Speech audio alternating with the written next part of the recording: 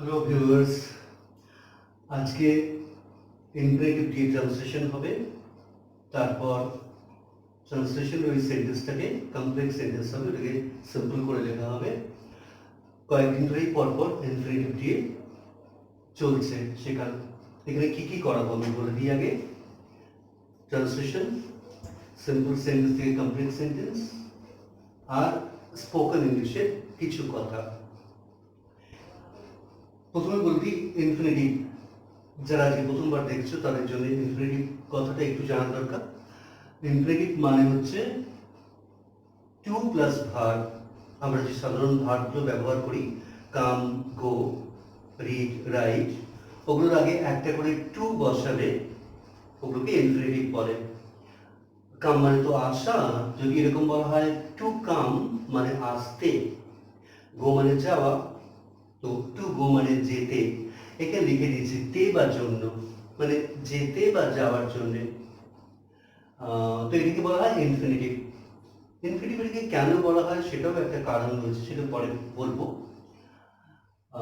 আমরা যখন ছোটো ছোটো ট্রান্সলেশনগুলো করি, সেন্টেন্সগুলো শিখি, আমি বলেছি এটাই ট্রান্সলেশন, গ্রামার আর স্পোকেন ইংলিশ তিনটে কাজ একসঙ্গে হবে।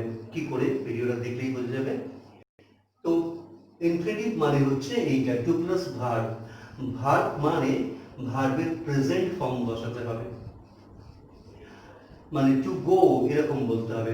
গো, ওয়েন, গন, ভার্ব যে তিনটে ফর্ম থাকে তার প্রথমটা। তো একটা সেন্টেন্স লিখেছি আমি, প্রত্যেকের উচিত গাছ পোতা বা বৃক্ষরোপণ করা, কারণ গাছ আমাদের পরিবেশকে বিশুদ্ধ করে। দেখে মনে হচ্ছে না কত বড় সেন্টেন্স? যারা ট্রান্সলেশন শিখতে আগ্রহী তারা ভাবে এত বড় সেন্টেন্সটা কিভাবে লিখবো, কোথা থেকে শুরু করব, একটু কনফিউজ হয়ে যাবে। কেন ইংরেজিতে লিখতে যাওয়ার সময় আমাদের প্রত্যেকেই একটু না একটু কম বেশি দুর্বলতা দেখা যায়। সেন্টেন্স কোথা থেকে লিখবো, কিভাবে শুরু করব, এইগুলো। তো সেন্টেন্স বড় যেটা দেখা যাচ্ছে সেটাকে একটু ছোট করে নিলে আমাদের সুবিধা হবে। আমি কয়েকদিন ধরেই করাচ্ছি এই জিনিসগুলো। তো কি আছে সেন্টেন্সটা? প্রত্যেকের উচিত গাছ পোতা, কারণ গাছ আমাদের পরিবেশকে বিশুদ্ধ করে, বিশুদ্ধ রাখে, এরকম আর কি ব্যাপারটা। তো এখানে দুটো সেন্টেন্স রয়েছে। ট্রান্সলেশন আগে কিভাবে সহজভাবে করা যায় সেটা বলে দিই। দুটো সেন্টেন্স আছে এখানে, একটা হচ্ছে এখান থেকে এই পর্যন্ত, প্রত্যেকের উচিত গাছ পোতা। আর একটা সেন্টেন্স রয়েছে গাছ আমাদের পরিবেশকে বিশুদ্ধ করে, মানে বিশুদ্ধ রাখে। এই দুটো সেন্টেন্সকে কারণ দিয়ে জয়েন করা হয়েছে। কারণ মানে বিকজ। তাহলে যেহেতু সেন্টেন্সটা আগে এত বড় ছিল, এরকম ছিল, প্রত্যেকের উচিত গাছ পোতা কারণ গাছ আমাদের পরিবেশকে বিশুদ্ধ করে, এই যে স্পোকেন ইংলিশের এই জায়গাটায় চলে এলো কাজটা। কারোর সঙ্গে পরিবেশ বিশুদ্ধতা, পরিবেশ দূষণ সম্পর্কে কথা বলতে গেলে ধরো তুমি চাইছো এই কথাটা বলতে যে আমাদের সবারই উচিত গাছ পোতা, তখন এই কথাটা বলতে হয়। আর আরেকটা সেন্টেন্স যে কারণ গাছ আমাদের পরিবেশকে বিশুদ্ধ রাখে, এরকম কথা কাউকে বলার সময় স্পোকেন ইংলিশে তখন এইগুলো কাজে লাগে। ওই জন্য একটু একটু করে আমি এইগুলো করার চেষ্টা করছি। তো প্রথমে বড় এই সেন্টেন্সটাকে দুটো ভাগে ভাগ করে নিয়েছি, কারণ দেখেছি কারণ কথাটা মাঝখানে রয়েছে, কারণ দিয়ে দুটো সেন্টেন্সকে জয়েন করা আছে। তাহলে এইটা প্রথমে লিখে নিই, প্রত্যেকের উচিত গাছ পোতা। শুড মানে উচিত না, তো প্রত্যেকের উচিত মানে হচ্ছে এভরিওয়ান শুড, মানে এভরিবডি শুড, এটাও লেখা যেতে পারে। আমি এভরিওয়ান লিখছি, হ্যাঁ, এভরিওয়ান লিখছি এখানে, EVERY, এভরিওয়ান, SHOULD, শুড। এই যে এভরিওয়ান মানে প্রত্যেকে, শুড মানে উচিত। কি উচিত? গাছ পোতা। টু প্ল্যান্ট মানে পোতা, এইখানে লিখবো to plant, to plant trees, গাছ পোতা। এতটা অংশ হয়ে গেল ট্রান্সলেশন, এতটা অংশ হয়ে গেল অনুবাদ।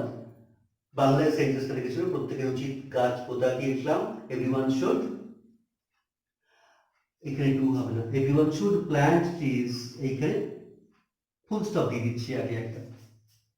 হয়েছে, বোঝা যাচ্ছে? এভরিওয়ান মানে প্রত্যেকে, আর এভরিওয়ান শুড মানে প্রত্যেকের উচিত, কি উচিত? প্ল্যান্ট ট্রিজ, গাছ পোতা। এতটা হলো। এইবার কারণ লিখবো, এবার ফুল স্টপটা তুলে দিই, এখানে কারণ লিখে দিচ্ছি, বিকজ BECAUSE, বিকজ গাছ আমাদের পরিবেশকে বিশুদ্ধ করে, বিশুদ্ধ রাখে। ট্রিজ, TREES, ট্রিজ, কিপ মানে রাখা, কিপ আওয়ার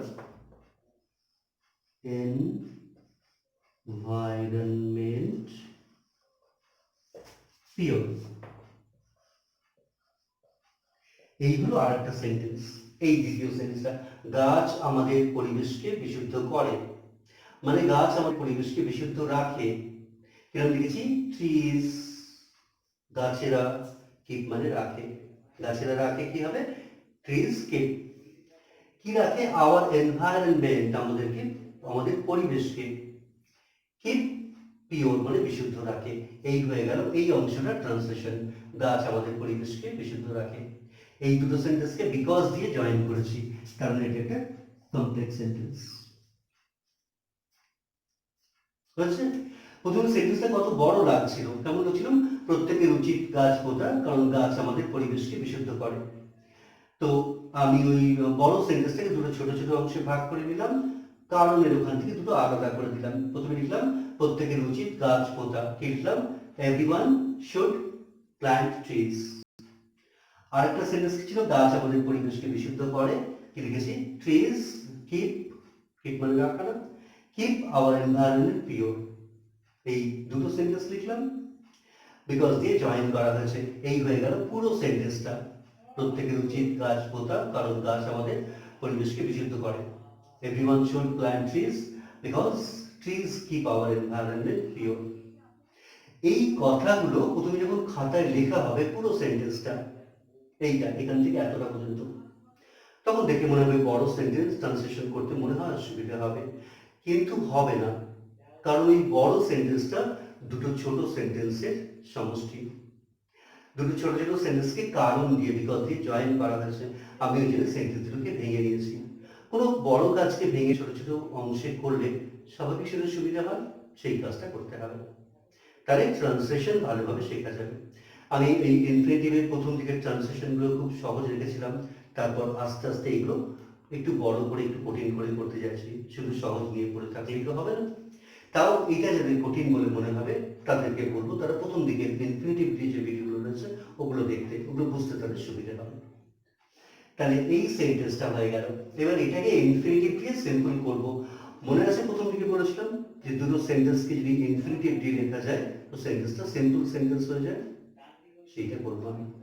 তো ইনফিনিটিভ দিয়ে দুটো সেন্টেন্সকে জয়েন করার নিয়ম হচ্ছে, প্রথম সেন্টেন্সটা পুরোটা লেখা, এখান থেকে এভরিওয়ান শুড প্ল্যান্ট ট্রিজ, এতটা পুরোটা লিখে তারপর টু প্লাস ভার্ব বলেছিলাম না, এইখানে আনতে হবে টু প্লাস, এই যে এটা ভার্ব না পরের সেন্টেন্সে, এইখানে একটা টু বসাতে হবে। তাহলে কেমন হবে পুরো সেন্টেন্সটা, আমি লিখি আবার, এরকম হবে, everyone should plant trees, plant trees, এতটা লিখলাম, এভরিওয়ান শুড প্ল্যান্ট ট্রিজ অতটা লিখেছি, যেমন আছে ওরকমই। তারপরে টু দিয়ে ভার্বের সঙ্গে যোগ করবে, টু কিপ আওয়ার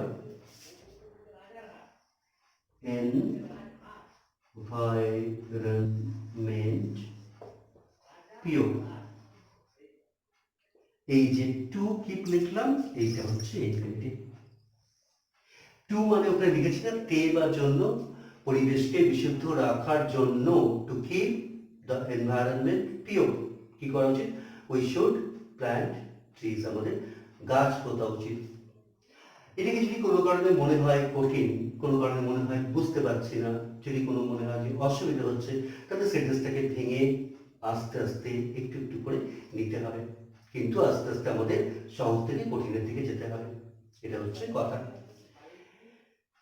এই যেটা থেকে everyone should plant trees to keep our, everyone should plant trees to keep our environment piece, এই দুটো কথাকে একসঙ্গে লিখেছি। Everyone should plant trees, everyone should plant trees because trees keep our environment, trees to keep our, এইটা হলো infinitive.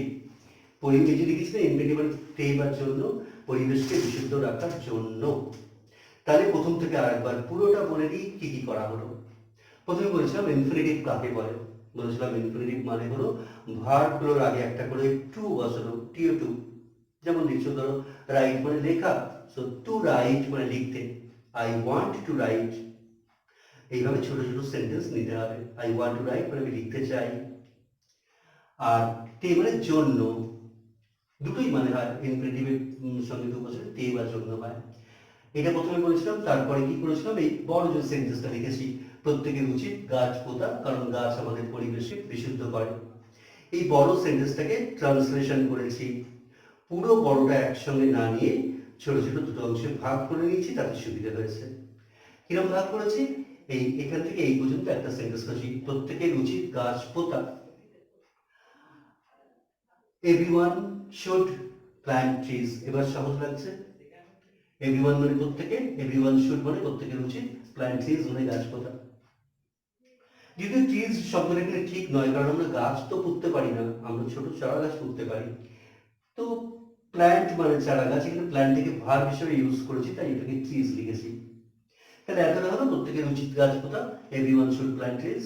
তারপরে এই পরের সেন্টেন্সে গাছ আমাদের পরিবেশকে বিশুদ্ধ করে, মানে ট্রিজ এই যে লিখেছি, ট্রিজ।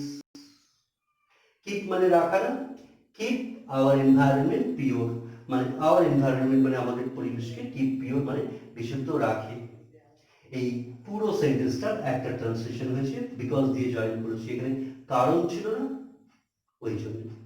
এবার যখন এই সেন্টেন্সটা লেখা হয়ে গেছিল, everyone should plant trees because trees keep our environment pure, এবার এই সেন্টেন্সটাকে ইনফিনিটিভ ব্যবহার করে লিখবো। কঠিন মনে হচ্ছে? কেমন লিখবো? প্রথম সেন্টেন্সটা পুরোটা লিখবো, যে এভরিওয়ান শুড প্ল্যান্ট ট্রিজ, ওটাই লিখেছি, এভরিওয়ান শুড প্ল্যান্ট ট্রিজ। তারপরে কি করেছি, পরের সেন্টেন্সে যে ভার্বটা রয়েছে মেইন ভার্ব কিপ, এখানে টুটা বসিয়েছি। ঠিক এর আগের ভিডিওগুলো দেখলে সুবিধা হবে বুঝতে। To keep our environment pure, শুধু দুটো সেন্টেন্সকে টু দিয়ে জয়েন করে দেওয়া। কি কি হলো তার এবার বোঝা গেল। ট্রান্সলেশন হয়েছে, এটা কমপ্লেক্স সেন্টেন্স ছিল, এটাকে সিম্পল করেছি, তার মানে গ্রামার হচ্ছে, গ্রামার হচ্ছে, ট্রান্সলেশন হচ্ছে, আর স্পোকেন ইংলিশ হচ্ছে। স্পোকেন ইংলিশে এইভাবে ছোট ছোট সেন্টেন্স খাতায় লিখতে হয়। লিখতে হয় গাছ আমাদের পরিবেশকে শুদ্ধ রাখে, লিখতে হয় ট্রিজ কিপ মানে রাখে, কিপ আওয়ার এনভায়রনমেন্ট ক্লিন। যখন এরকম ছোট ছোট সেন্টেন্সগুলো পরিষ্কারভাবে লিখতে পারবে, বুঝতে পারবে, তখন দেখবে বড় সেন্টেন্স পড়া অসুবিধা হচ্ছে না। কিন্তু এই অভ্যেসগুলো একটু দীর্ঘদিনের সময় লাগে, একদিনে দুদিনে হয় না, এক সপ্তাহে দু সপ্তাহে হয় না। কাগজ কলম রাখতে হয়, লিখতে হয়, বুঝতে হয়, এরকম। তাহলে এই পর্যন্তই থাক আজকে। যদি বলি যদি আমার চ্যানেলে নতুন হও তাহলে সাবস্ক্রাইব করবে। এখানে tense, translation, spoken English, grammar চারটেই শেখাই। কোন ক্লাসের জন্য আমি এটা করছি এটা বললে আর কি এরকম বলতে হয়, এটা ক্লাস 7-8 জন্য করছি, 9-10 জন্য করছি, 11-12 জন্য করছি। কারণ যারা এখন পড়াশোনা করছে তারা জানো ক্লাস 7 থেকে 12 পর্যন্ত প্রত্যেকটা জায়গায় ক্লাসে ইনক্রেডিবল ব্যাপারটা থাকে। আর তারপর যারা স্পোকেন ইংলিশ শিখতে আগ্রহী বা ইংরেজি লিখতে শিখতে আগ্রহী, তারা এই জিনিসটাকে ভালোভাবে নিতে পারে। আর যারা চাকরির প্রতিযোগিতার জন্য পিএসসি, এসএসসি বা ডব্লিউবিসিএস এর বড় বড় মেন এই যে ট্রান্সলেশনগুলো থাকে ওইগুলো করতে চাইছো, তাদের জন্য এখান থেকে শুরু করাটা খুব উপযোগী। ঠিক আছে, অনেকটা সময় দিয়েছো, ধন্যবাদ। ভিডিও বর্ণনা করি, সাবস্ক্রাইব করবে, শেয়ার করবে আর লাইক করবে। ঠিক আছে, আমি এরকম ভিডিও নিয়ে আবার পরের দিন আসবো।